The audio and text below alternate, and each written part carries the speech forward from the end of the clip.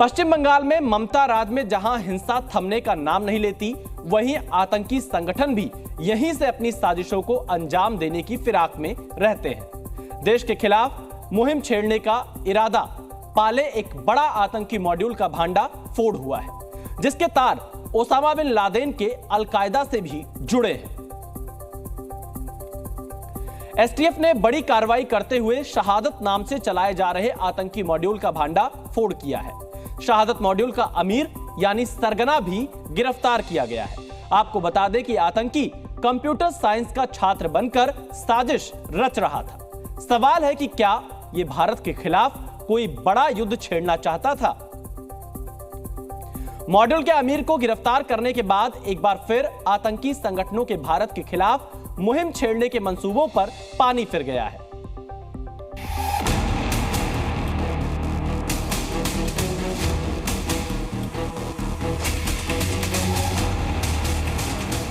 देश के खिलाफ मुहिम छेड़ने के इरादे से आतंकी मोहम्मद हबीबुल्लाह पश्चिम बंगाल में साजिश रच रहा था, लेकिन इसकी सारी कोशिशें तब धरी रह गईं जब बंगाल एसटीएफ ने शहादत नाम के आतंकी मॉड्यूल का भंडाफोड़ कर दिया।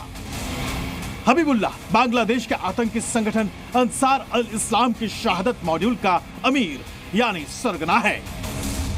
जांच से पता चला है कि शहादत नाम की ये नई आतंकी मॉड्यूल भारत के संप्रभुता और अखंडता नष्ट करने के इरादे से काम कर रहा था।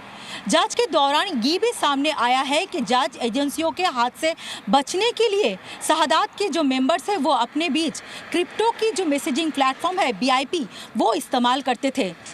जांच से पता चला है कि इस आतंकी समूह के सदस्य गुप्त मैसेजिंग प्लेटफॉर्म BIP के जरिए अपनी साजिशों के ताने बाने बुन रहे थे। 23 मई 2024 को बांग्लादेश में भी 3 आतंकियों को गिरफ्तार किया गया था। 23 मई को बांग्लादेश में शहादत के 3 जो मास्टरमाइंड है उन तीनों को गिरफ्तार किया गया था, जिसमें से एक जन था रिक्रूटमेंट हेड और 2 जन था रीजनल जो ट्रेनर।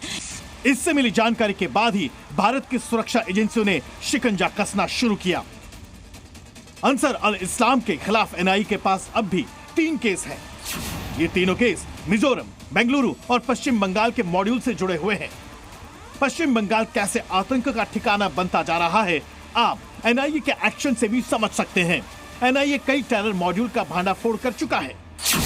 12 अप्रैल 2024 को NIA ने बेंगलुरु कैफे ब्लास्ट के मास्टरमाइंड और बॉम्बर को यहां से गिरफ्तार किया था।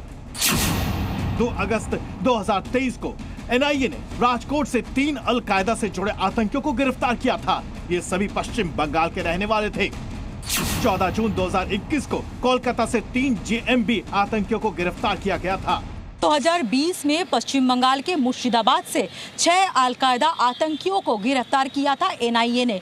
इसके अलावा पश्चिम बंगाल पुलिस और कलकत्ता पुलिस की डिफरेंट ऑपरेशन के दौरान कुछ AQIS, कुछ ABT, कुछ अलकायदा के आतंकी भी पकड़े गए थे। बात करें अलकायदा और अल अंसार के रिश्तों की, तो अंसार अल इस्लाम एक इस्लामिक आतंकी समूह है जो अलकायदा से जुड़ा हुआ है। इस समूह को अलकायदा और तालिबान के सदस्यों ने मिलकर बनाया था और इसका मकसद शरिया कानून के तहत एक कुर्द इस्लामिक राज्य बनाना है। संयुक्त राष्ट्र सुरक्षा परिषद ने अंसार अल इस्लाम को एक आतंकी समूह घोषित किया हुआ है। ये मोहम्मद हबीबुल्लाह ये शहादत नाम के संगठन के सदस्य हैं और इस शहादत नाम के संगठन का संबंध अंसार अल इस्लाम से है, जो कि अलकायदा, जो कि अंतर्राष्ट्रीय चरमपंथियों का संगठन है, उससे इनका गहरा संबंध है। आतंकी हबीबुल्लाह पश्चिमी बर्दमान के जिस इलाके में रहता है, उन्हें भी भरोसा नहीं है कि 21 साल का ये लड़का आतंकी हो सकता है। फिलहाल हबीबुल्लाह को 14 दिन की पुलिस कस्टडी में रखा गया है। कोलकाता से प्याली मित्रा के साथ ब्यूरो रिपोर्ट, ज़ी मीडिया। ज़ी न्यूज़।